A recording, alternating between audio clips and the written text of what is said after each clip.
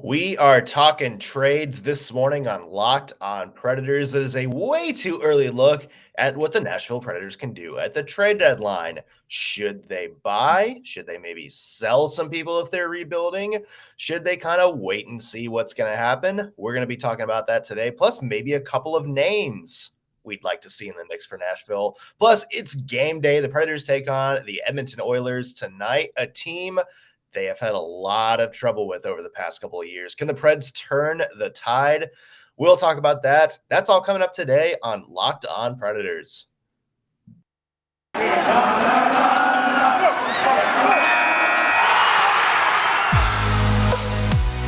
You're Locked On Predators, your daily podcast on the Nashville Predators. Part of the Locked On Podcast Network, your team every day.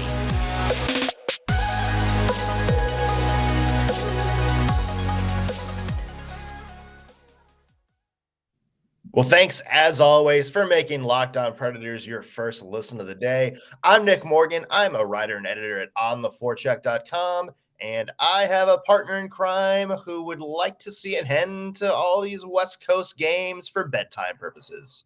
I mean, I am not as young as I used to be. I'm still as fun as I used to be. But the nighttime games, whew, I'm Ann Kimmel. I'm a writer at ontheforecheck.com. How many cups of coffee did you need yesterday to get through the aftermath of that Seattle game? It was, I don't do coffee, but it was a fat nap in the afternoon and some Coke. Yeah. Not like cola. Okay. Cola. Okay. I was like, I mean, either one would work. Yeah, it was, and to be fair, it was actually Pepsi. I'm doing that Southern Coke thing, but it was actually a Pepsi. So, a nap and a Pepsi, and you all can make it through these games. I'm glad you clarified that. Yeah, that felt awkward. Yeah, we would have had a call from some people.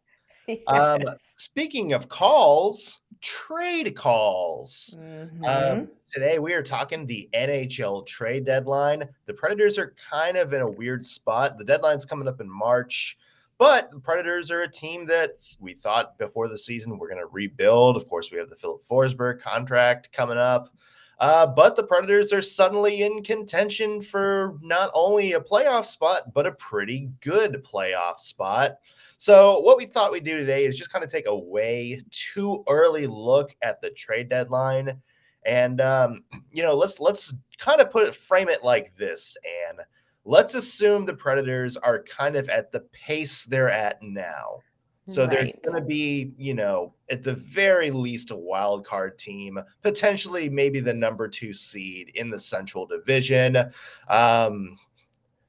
What's your strategy for the Nashville Predators at the trade deadline? Like, what's your overall philosophy? Yeah. Well, what's interesting, let me preface all of this by saying none of this looks like I thought it would at the beginning of the season. True. Yeah, 100%. Yeah, but really for me, everything when it comes to trade talk, when it comes to money, when it comes to roster, everything revolves around one thing, and that is Filip Forsberg. Yes. So everything has to be done with Filip Forsberg in mind. So for me, that is point A, and everything else is peripheral, because I think the Nashville Predators are poised. If they can come to an agreement and re-sign Filip Forsberg, I think that they've got such a good mix of veterans who are going to be here for a little while. You add some Filip Forsberg in that mix, and you've got some youth coming up that are showing great potential. And I think they're in a decent situation looking ahead. So long-term, for me, everything has to do with Filip Forsberg. There are some short-term things, though, that we can talk about coming up that I think might not be bad moves. But for me, everything starts and ends with Filip Forsberg in mind. Yeah, and that's going to be an interesting situation, because if he's not signed at the deadline, which by all reports doesn't really sound like there's going to be any contract resolution until after the year. Yeah. But there's a lot of fans that have Ryan Suter PTSD,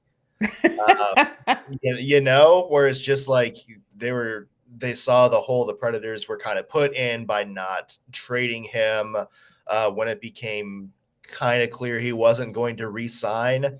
I know the message from David Poile was, we had kind of talked about him staying, but honestly, you go back and kind of look at signs from really 2 seasons prior when Shea Weber's contract came up the first time, and there were kind of red flags about that.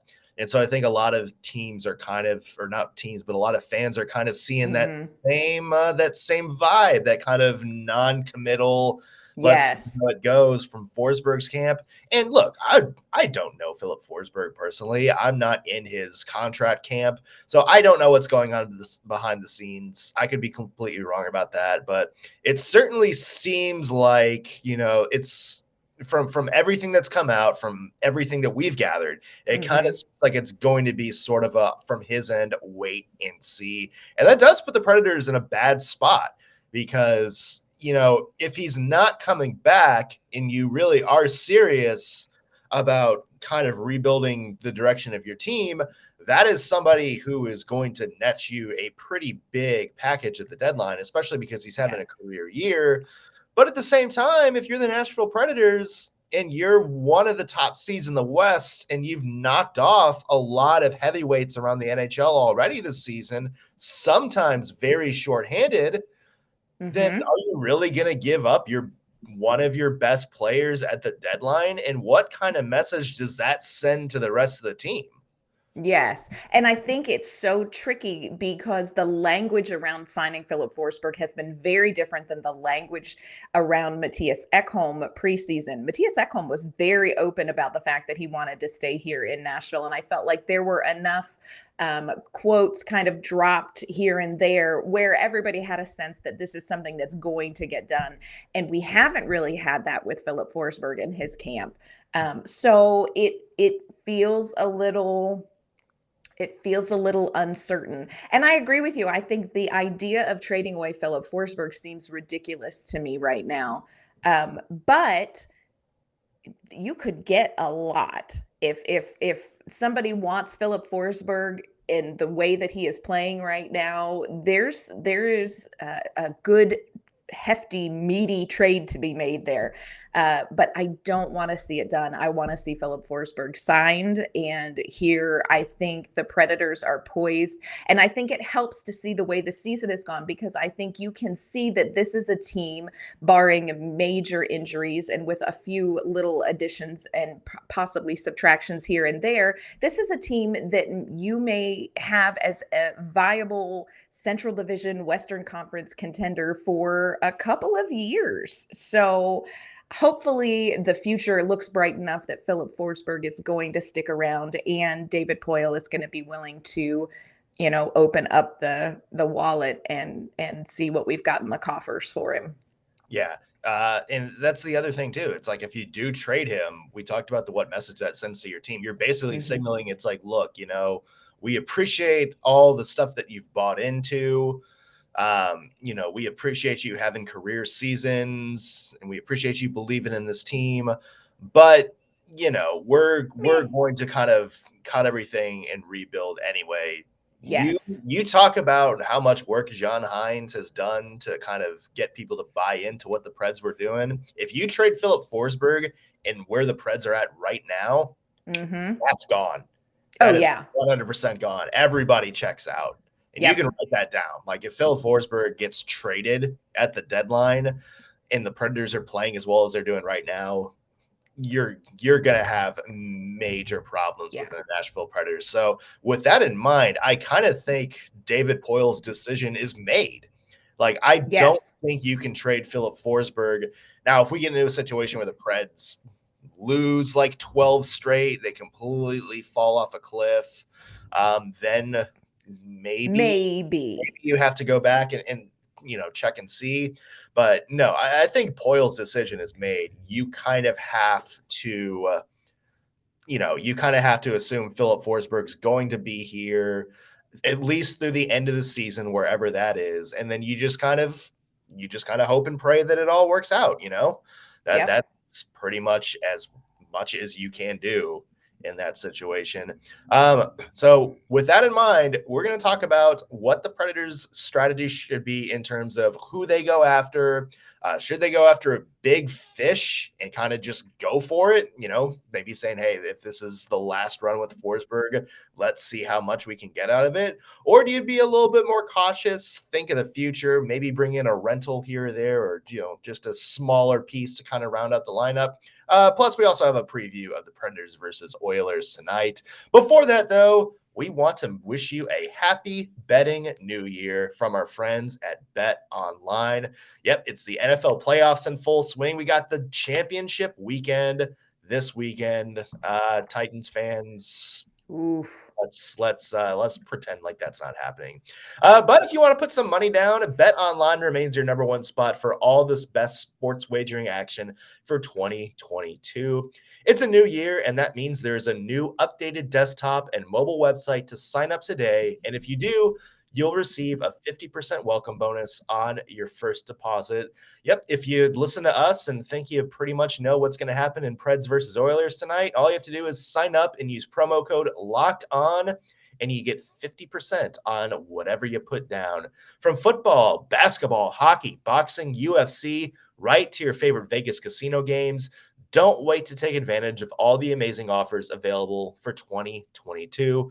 BetOnline is the fastest and easiest way to wager on all of your favorite sports. BetOnline, where the game starts. Well, again, Preds versus Oilers tonight. We're going to have a preview of that game coming up. Tomorrow, full recap of that game. And it's Friday, so cookie time for Anne. That's right. We're going to be baking all night after that game. I'm just going to stay up straight through and bake and be ready for tomorrow morning. Smart. Why not? But first, though, we're not done talking trade. Now we're going to get into some nitty gritty here, Nick. This is where the rubber's going to meet the road. So what is you or the ice? This is where the rubber meets the ice because the puck, it all works. Follow my analogy there. It was a hockey pun, yes. It's a hockey pun. So, Nick, where are you at? What do you think the Predators need to do? I go back and forth on this. Yeah. Because part of me is like, you know what? Screw it. Go for it. If Filip Forsberg's not going to be here, then let's just see if this is the cup year. Like, let's do what we can. Mm-hmm. I don't think that's what's going to happen, though. I think the Predators are going to kind of pick around maybe a couple of rental guys. I think they can still get a big fish. It's just not going to be like one of those things where you kind of change your franchise makeup. You know what I mean? Right. Like a hockey move, so to speak. So, there's some guys out there like Tyler Toffoli and JT Miller who still have term left. I don't think those are going to be the kind of guys the Preds go after at the trade deadline. Now, depending on what happens with Forsberg this summer, maybe that's something the Preds take another look at. But I think for the trade deadline, the Preds are kind of going to look at rental guys. Mm-hmm. Do you have any rental guys in mind? Well, there's a lot of names kind of being thrown out there. Vlad Nemestikov from Detroit, because Detroit's kind of slipping right now. Yeah. That's an intriguing option to maybe play. Maybe give that fourth line a little bit more of an offensive punch, or, maybe you shake things up on that second line and put him next to Ryan Johansson and one of Luke Cunnin or Eli Tolvanen. That's another good option. He's having a career year and pretty cheap, so he fits under. Here's a wild card, Anne. Somebody I'm not sure the Preds fans are going to be all in on. Ooh. How about Phil Kessel? Oh, I just knew you were going to say that one. And okay, go ahead. Talk about it. But I mean, think about it. His style of play, I know, that sort of run around like a bowling ball at 50 miles an hour and just, knock pucks in, that fits what the Preds want to do. He's a good presence, and he's very good in the playoffs. Like, historically, this is crazy. Historically, one of the best playoff performers of all time. Like, if you look at the rates at which he scores, it's unbelievable. And and he's still, obviously, like in Arizona, his stats are down, but you watch him play, he still has a lethal shot. He's still very quick on his skates. Wouldn't he Yeah. be like an ideal fit next to Ryan Johansson? I Like, mean, just kind of fit the identity of that second line?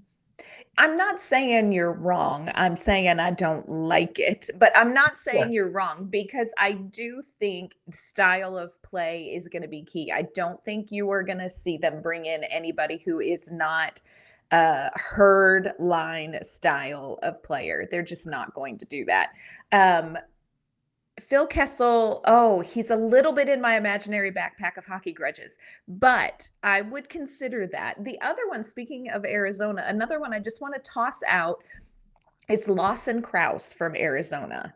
Just Ooh. tossing him out. Kind of the same style of play. I'm thinking more we need somebody bottom six, that fourth line, kind of beef it up a little bit. And so he's one kind of inexpensive. He's not cheap, but he's a little inexpensive. And I really feel like he's had a pretty good season, 40 games, 20 points. He's willing to get goals in the kind of the gritty areas. He's not about looking pretty. He's about getting those goals. Not flashy, but I think he's strong. He plays in front of the net. So that's one I would be intrigued by. And I don't, have just a visceral reaction like I do when you say Phil Kessel. Oh, come on. I'm sure I'm everybody's sure he's forgot about lovely. I'm for sure everybody's forgotten about the time he tried to kill Matthias Ekholm during a game. Oh, I'm yes, who sure would that's remember water under the that? bridge. Under the bridge. Yeah, that lacrosse, I really like that one. He's a Mhm. restricted free agent, and I'm sure Yeah. Arizona's gonna want maybe a little bit more. But, if Yeah. you are David Poile and you're looking at maybe like a cheaper long-term move, Krause is an interesting option.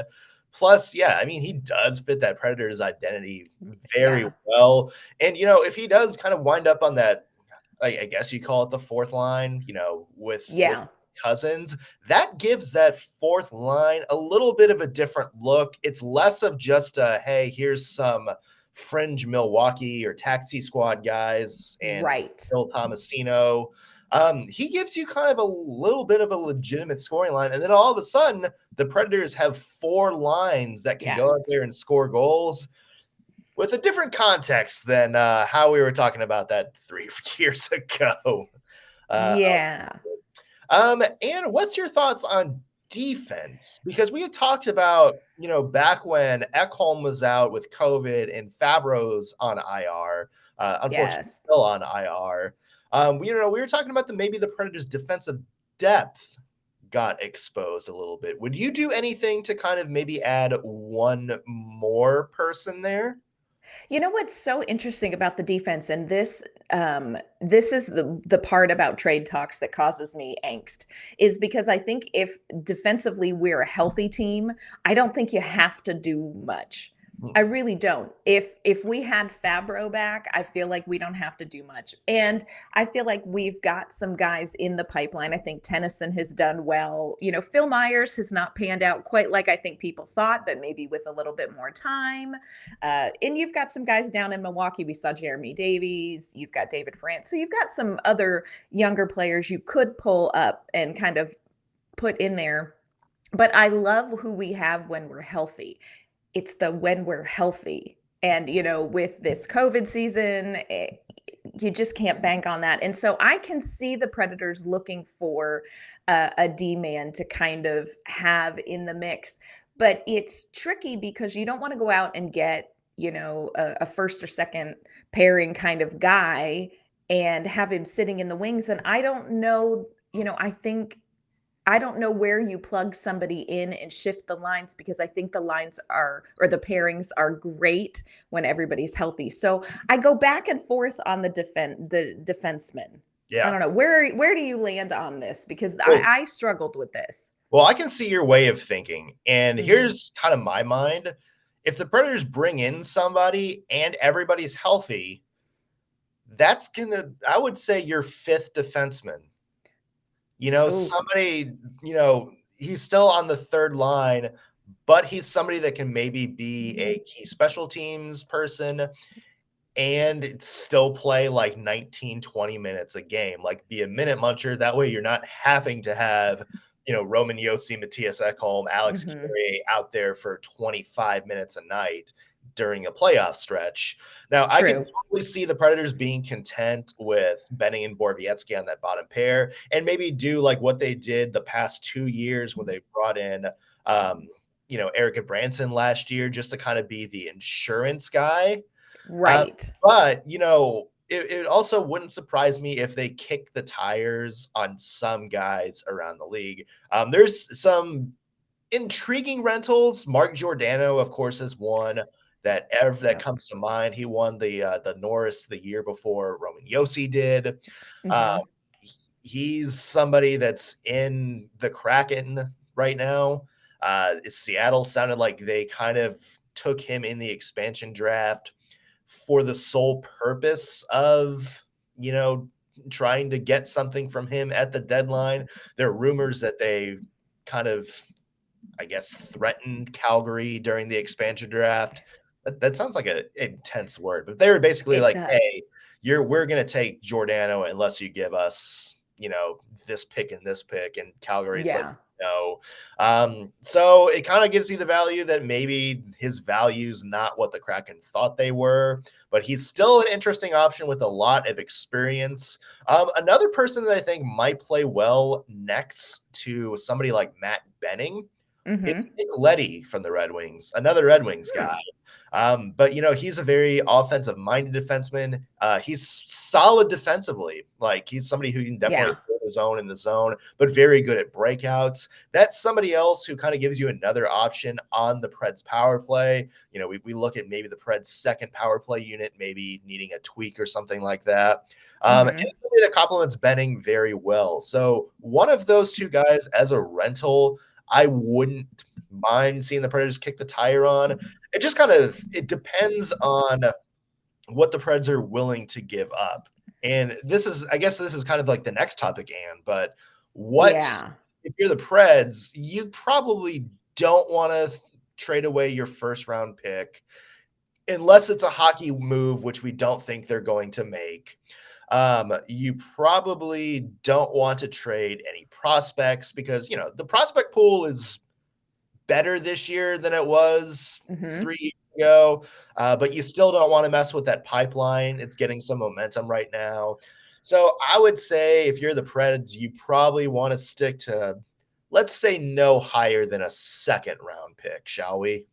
Yes, no, I agree 100%. I think let's not go out there and start giving away prospects because I think we've got some good things in the works that may pay off in the end, and I don't think you want to do that. And when it comes to the defenseman, I can see getting somebody to step in there. But I will come back and say I like Benning and Boro together. I think Borowiecki's been great on the kill. But yeah, it's going to be interesting. It's going to be very interesting to see what David Poile does. And I think ultimately you're right. What they do sends a message. And it will be very interesting to see what is the message David Poile is going to send as the trade deadline gets closer. I think this is a team he may be willing to go all in on, but we'll have to wait and see. I don't know. And, we still have plenty of hockey left to play before we get to the trade deadline. Tonight, we've got a game against the Edmonton Oilers that we're going to preview. Be interesting to see how this one pans out. I like to think of this as the revenge tour. Let's see if we're going to get some actual revenge in Edmonton. Yeah. Well, Preds versus Oilers tonight in Edmonton. As we mentioned earlier, the Preds haven't exactly played their best hockey against the Edmonton Oilers. The Oilers are 5-0-1 against the Predators in the last 6 games. They have outscored the Preds 27-14 in those 6 Nicholas. games. I think we remember, what was it, right before the COVID stoppage in 2020, there was like that 8-4 game or 8-2. It was something like that. Draisaitl had 5 points. Yes. It was awful. And, the Oilers have definitely gone on a big slide, but they've won 3 straight, Anne. There, I can't, like, would you all just settle into who you are so Yeah. we know? So we And can preview this much easier. it really is the Edmonton Oilers are a tricky preview because, no matter what their record is, you can't easily dismiss them because they've got McDavid and Draisaitl. You just can't say, "Oh, this is gonna be an easy win." Um, but they definitely have had some struggles, but like you said, now they've won 3 in a row, so, Well, are two in a row. 2 in a row. I messed that one up. 2 in a row. Okay, we're not speaking anything over tonight's game with that. Yeah. They've won 2 in a row. That's going to end tonight. It's going to be very sad for them. And like you said, I went back and looked at the game in November 3rd. The Predators lost 5-2, which sounds atrocious. But we had Connor Ingram in net. Saros was out right then. We had Duchesne goal, Johansson goal. So we had some good things coming. And it wasn't quite as lopsided as maybe 5-2 sounds, but both of these teams have gone very different directions from that game in November. The Predators really have kind of found their groove and they've kind of found their style of hockey and have been able to execute fairly well and really doing well. The Oilers are 20-16-2, so not as good. They had the best record. I saw this statistic and it blew my mind. They had the best record in the league before December 1st. And since then, they've had the worst record in the league, which I'm like, oh, that must be exhausting. Your fortunes can change like that in the NHL.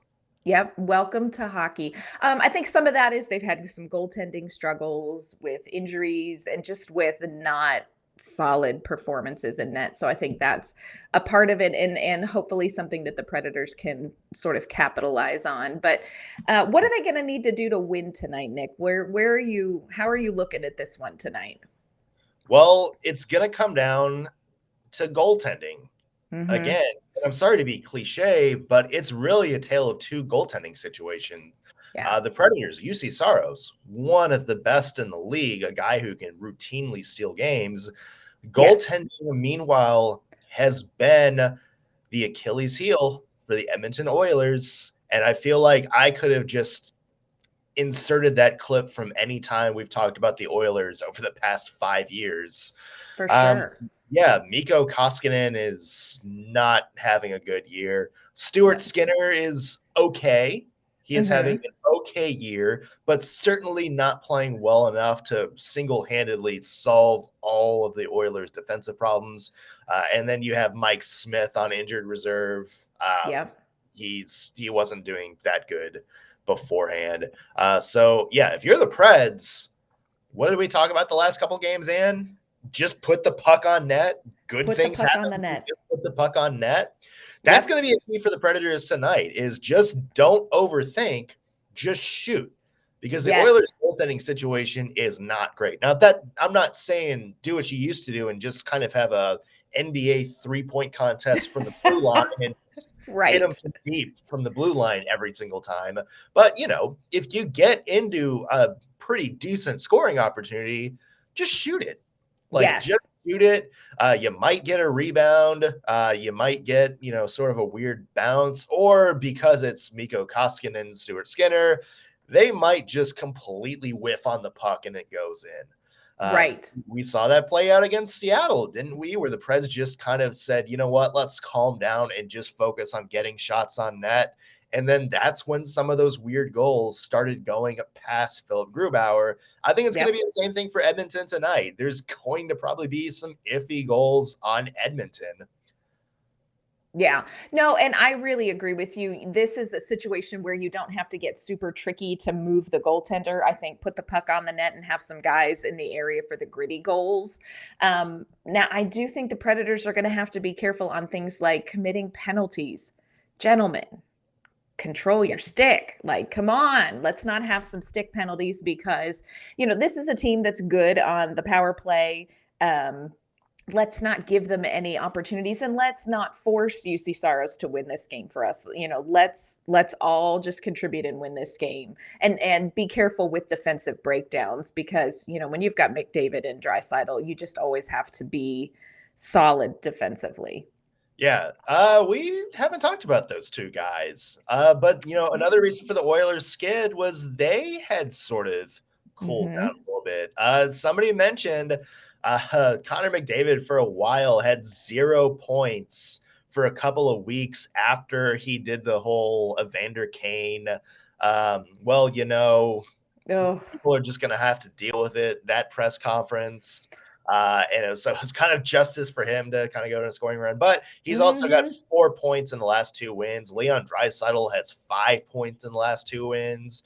So, yeah, all of a sudden, they're finding their groove again. You knew they probably weren't going to be slumping for long. So, yeah, this is a game in which you're probably going to have to keep a watchful eye on those two. And to the Preds' credit, the first time the Preds and Oilers played, they did. Like, they Mm-hmm. limited their chances. I think Draisaitl had a couple of points, but when you Yeah. watch that game, they really didn't let Draisaitl or McDavid take over. Like, No.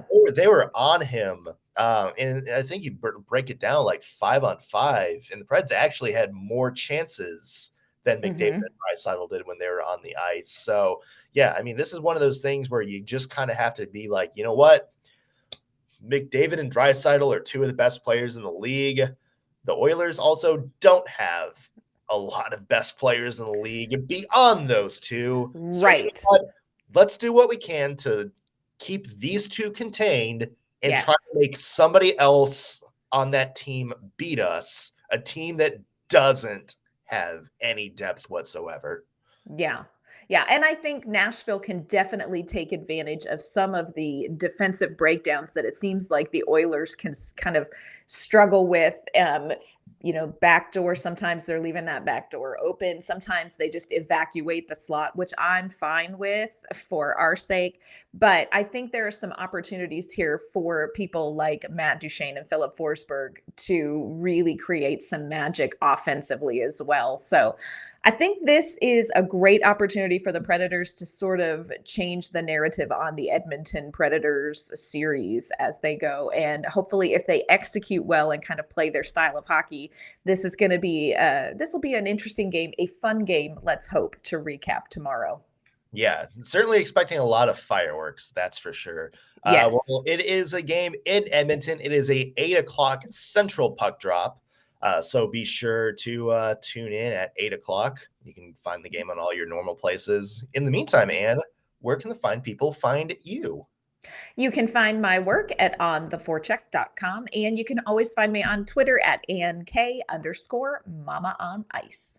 You can find my work at ontheforecheck.com as well. Follow me on Twitter at _NSMorgan. Also, be sure to follow the show at LO_Predators. Let us know your thoughts on the Predators trade deadline strategy, or if there's ever any other topic you want to discuss with us. That's going to do it for us here at Locked On Predators. Thank you, as always, for making us your first listen of the day. We'll be back tomorrow with our Player of the Week, plus a full recap of Predators versus Oilers. We'll see you, everybody.